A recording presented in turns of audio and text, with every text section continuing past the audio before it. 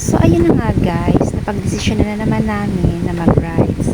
Ewan ko ba kung saan kami pupunta. Itong mga kapatid ko na ang nagdesisyon. So, bahala na sila kung saan kami dalahin. Hindi yung asawa ko.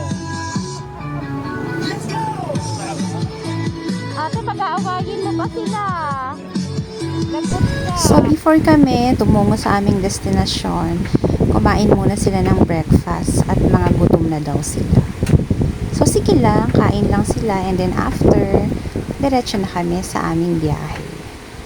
Maganda naman ang araw, hindi masyadong mainit, at ito na nga, pumasok na kami sa kagubatan.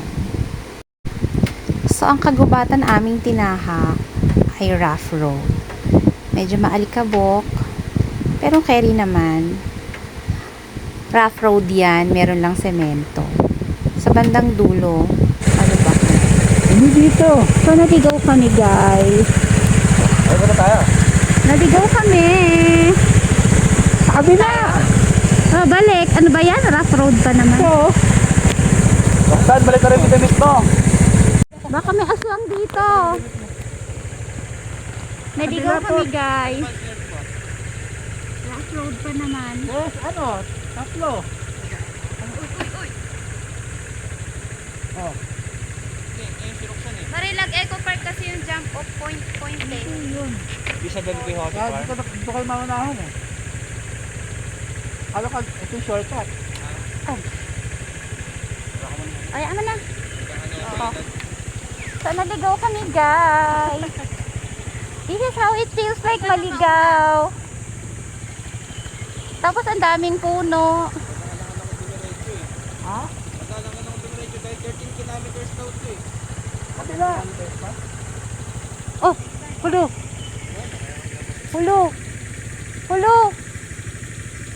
Pulo, ang dami. Hindi, doon daw Eco Park.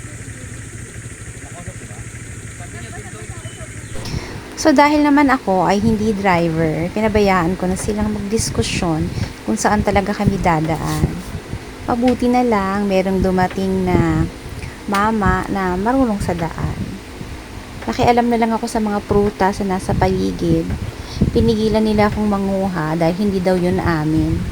Eh, wala namang bantay, so I think pwede naman, diba? Ganun pa man, nakarating na kami sa aming tutunguhan. Pero bago makarating sa falls, kailangan pa namin ng 30 minutes trekking. So, nag-alala ako sa mga kasama ko dahil hindi naman sila sanay mag-trekking, lalo na dito sa asawa kong napakabigat ng katawan. Lagi na lang nasa huli. Ayan siya. Hingal na.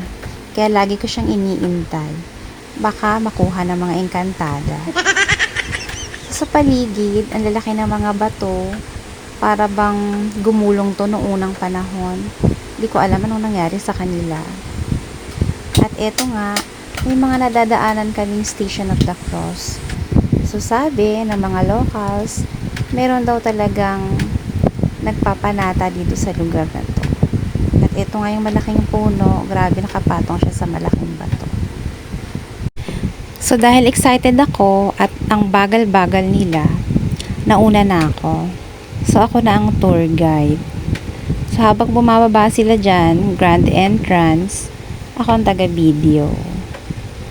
So, nakikita nyo naman, ang babagal talaga.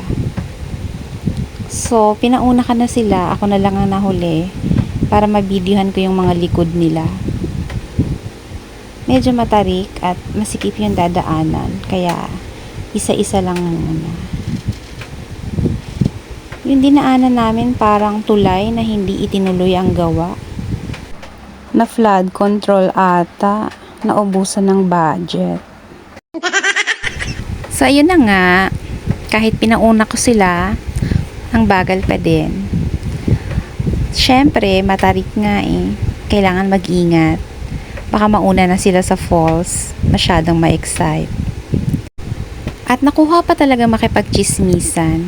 Nakalimutan yata na nasa likod ako, nag-iintay sa kanila. So, ayan na nga, move forward na, ang bagal pa din. Kaya naman pala mabagal, asawa ko ang nangunguna. So, siya yung naging tour guide.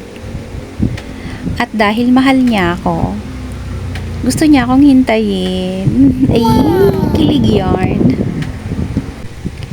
Pero iniwan din pala ako. Excited na din siya.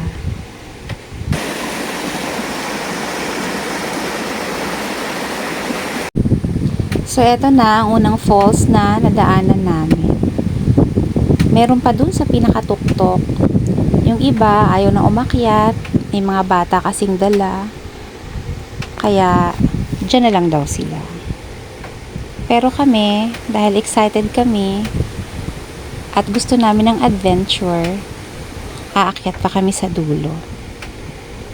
Kasi nga magagaling kami. Kami ay mga batang 90s. Kaya yung mga ganyang adventure, chicken lang yan sa amin. Kahit puno pa, kaya namin akyatin yan. Pero pag sa kanya kinakabahan ako, si madulas, mauna dun sa parking. So ayan na, nagpalamig kami ng aming inumin. At enjoy na enjoy ang mga bruhilda. Habang ako taga-video, ayan, sige, enjoy nyo ang tubig. Napakalamig ng tubig, ang linis-linis, ang linaw-linaw, ang sarap magtampisaw. Enjoy ang mga bruhilda, habang ako nasa gilid, taga-video lang. Ang saya-saya.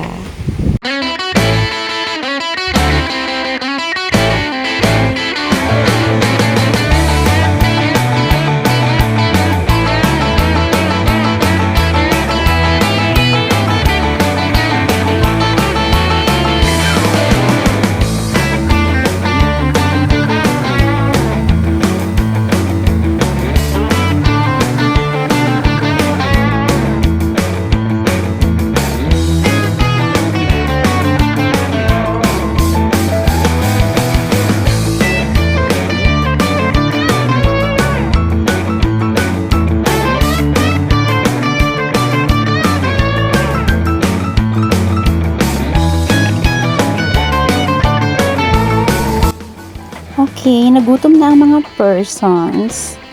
Kaya, kumain muna kami. Yung pagkain namin, binili lang namin yan sa daanan.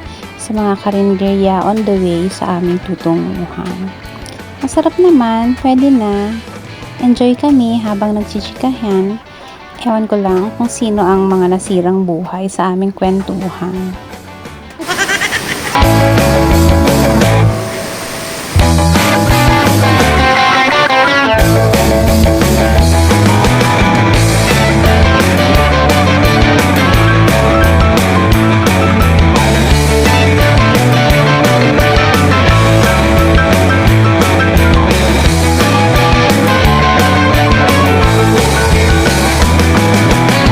Sa mga magtatanong kung saan tong pinuntahan namin, ito pala yung Three Falls sa Santa Maria, Laguna. So, walang pake. Okay lang. Bye!